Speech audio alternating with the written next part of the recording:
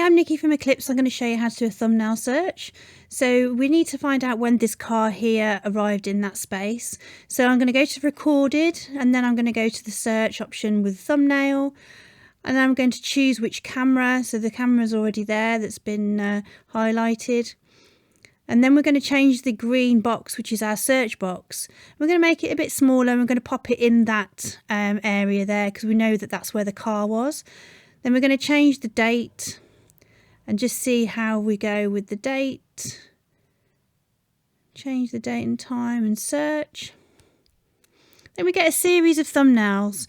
Now you'll see that the car actually does appear in quite a lot of these thumbnails, but I actually want to find out when the car first appeared in that space.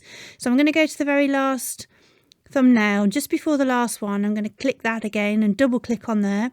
Then we'll get a series of more thumbnails that comes up.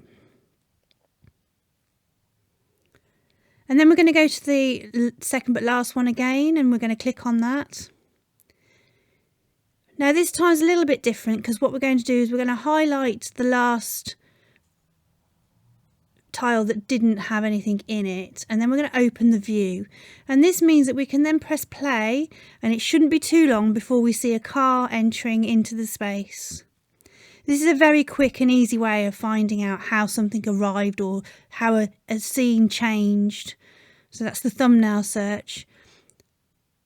If you want to have any more information on any other searches, please have a look at our YouTube channel. Thank you.